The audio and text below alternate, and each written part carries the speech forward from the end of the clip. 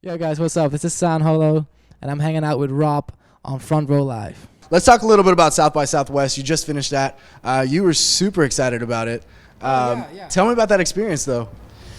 First of all, I love Austin. I love being there. I love the people. Yeah. People are so excited to see like any kind of music, whether it's rock or blues or Right. electronic music. They're just so down with it.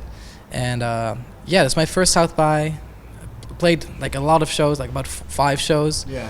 And the fun thing about those shows is that they're all kind of intimate, I played in really little bars and some bigger shows, but like the small bars to me is where it's at, because it's you can see the people, sometimes I just join the crowd or whatever, and yeah, it's fun. Yeah, I was looking at coverage from it, and it looked like you were really having a good time.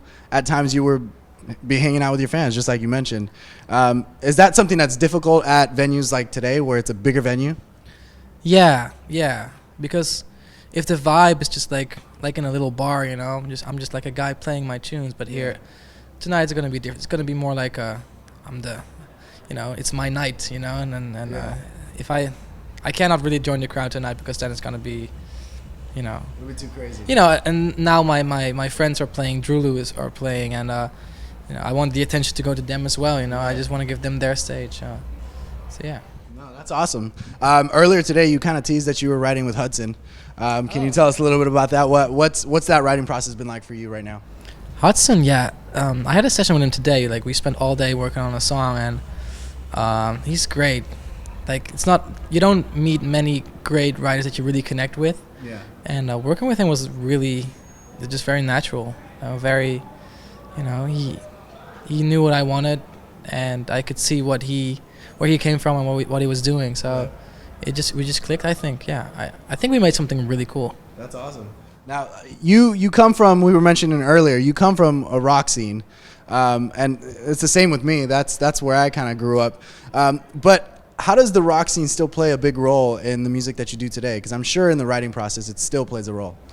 For sure, like my guitar is like the first go-to instrument I get when I have an idea, or when I'm just jamming on my guitar and I thought this is a great melody, and and then grab a synth and play on the synth, So and actually I'm really incorporating guitar again in my music. So the next couple of singles I'm gonna drop are definitely gonna have more guitars in them, and bring back the rock.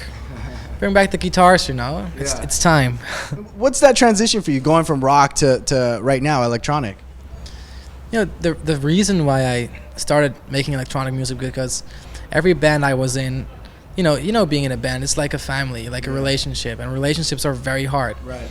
So all of them broke up. And I just I can start a new band, and then after 4 years we found out, and the bass player is gonna leave or the singer's gonna leave. I'm just gonna do it myself, and so I started making hip hop beats, and started doing some remixes, and those remixes kind of blew up, and people started calling me like, "Yo, you want to play here? You want to play a show?" And what do you mean play? What do I do?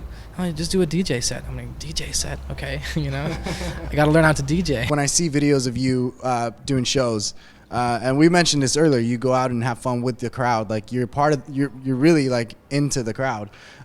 So that kind of stage presence, is that something that came naturally to you because of your previous experience with bands, or is that something that you had to kind of learn now that you're on your own? Yeah, I heard people say that, about my stage presence, and that it's never something I really think about or thought about.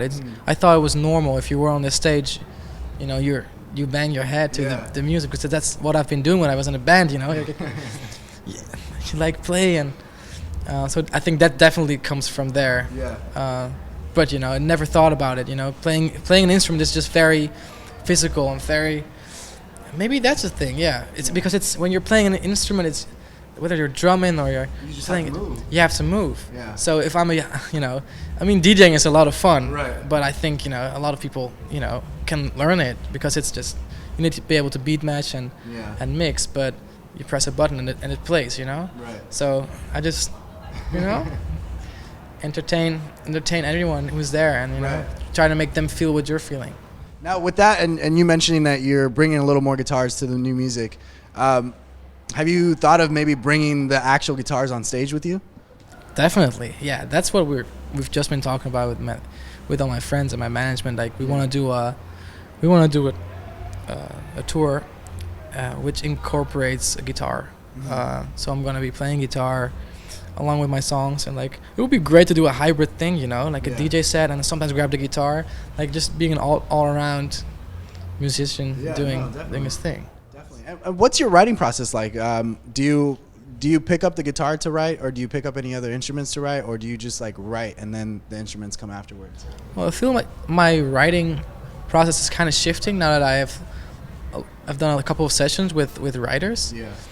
I used to be really into just messing around, and then, you know, at some point something happens and it inspires you, and then you build off that, and then you inspires you, and then you build on that.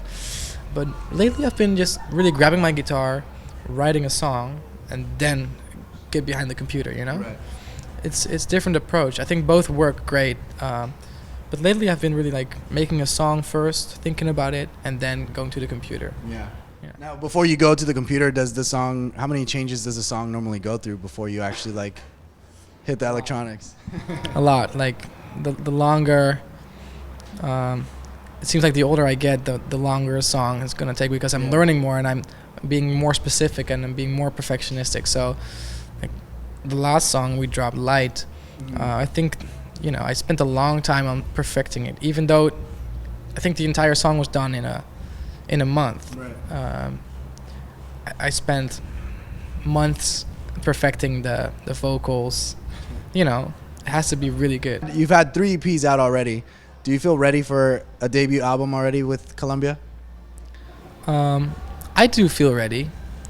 It just depends on the audience, you know. Yeah. It's hard these days to drop an album. It is. Lots of people don't have the attention span for that. Right. But it's definitely something I want to do, whether it's going to be next year, you know, what'd you say? When the time is right, I will drop an album. I think there's going to be a couple of singles because, I'm more in that vibe right now. Yeah. But once I feel like I want to, you know, tell a longer story, definitely dropping an album. Yeah. So when you're focused, like right now you mentioned there's a couple singles. When you're focused on just singles, I'm sure you're still technically kind of writing an album to, you know, pick and choose the right song. I mean, I think as a musician, I'm not focused on a single or like the word a single. Yeah. It's just being focused on a song more than just you know, 10 songs at the same time. I think when you make an album, you want to make every song connect to each other. Right. So it's also, I think, a difficult process. And with now, you know, everyone just wants to hear singles. So yeah, definitely working on a song and then think, oh, that's a great next song to drop. Yeah. More than, oh, it's a single, you know. It's just, I'm just writing music. But have you ever like actually looked at it as all right, this is going to be the follow-up to Light? Oh yeah.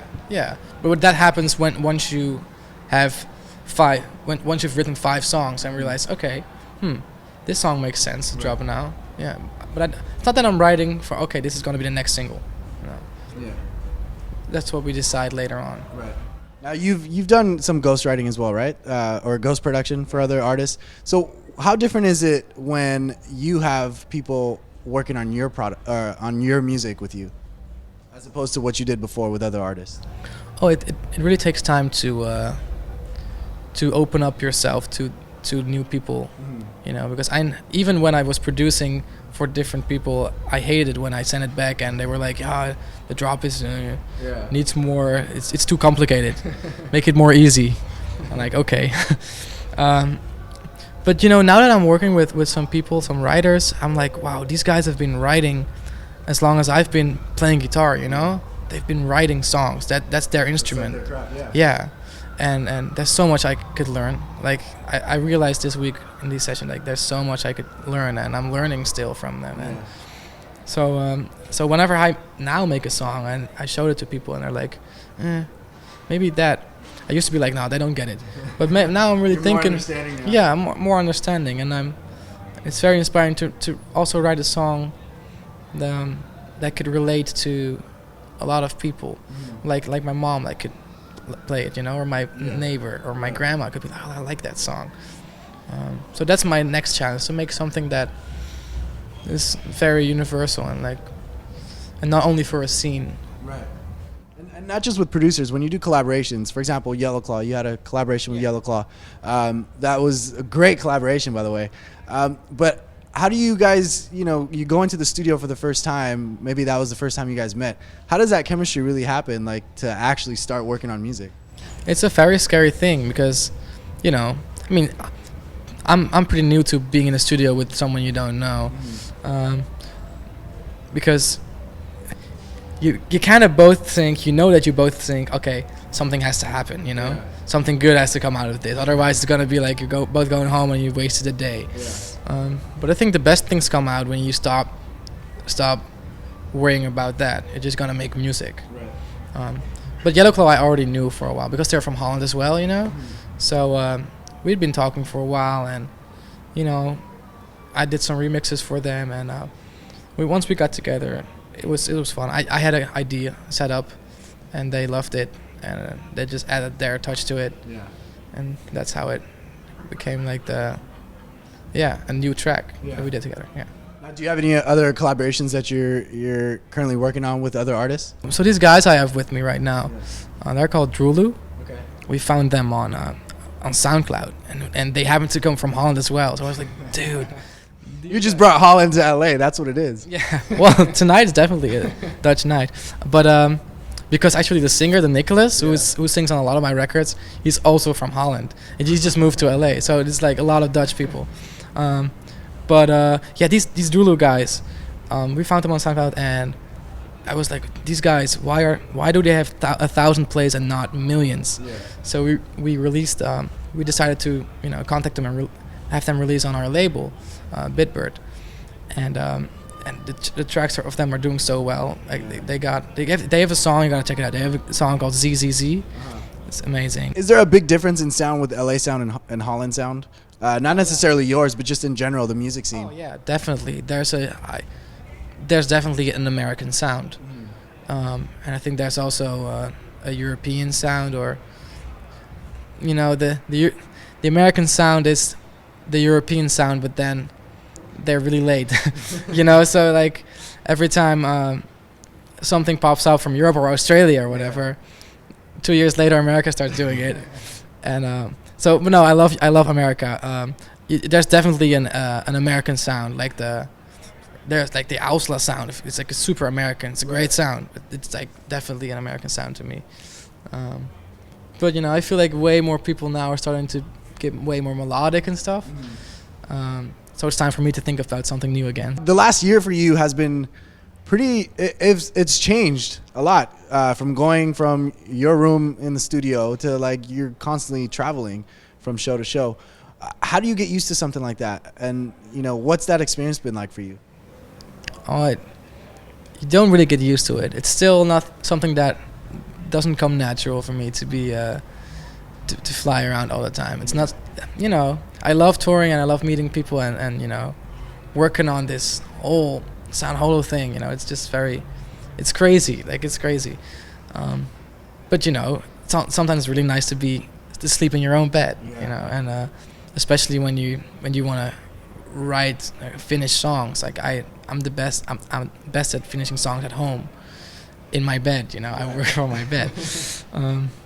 But you find time on tour, and it's inspiring in its own way because sometimes I write songs on tour in the plane. Light is a good example. I wrote Light lying on an airport because we had a delayed flight, and then I was like, I'm super excited. So I worked on it on the plane, in the hotel, and there was a song. So I mean that inspiration has to come from meeting different people and touring. So it's it's a love-hate thing. Right. It's like I think a lot of people don't. They only get to see the person on stage. Right. They don't see the behind the scenes. They don't see they had to travel for like 10 hours to get there and with a cold and like ibuprofen and but it's great, and it's like really, I don't want to be too negative, but it's been, because I don't think I should be complaining at all. It's been great. Yeah. Now you play guitar. Skrillex, he's a singer, and he also plays guitar. And then Zed used to be a drummer in like a metal band or something like that. Cool. I don't know if you knew that. I've seen him play piano before. Well, he definitely plays the piano, but I know he's like been in some kind of like rock grunge like thing before.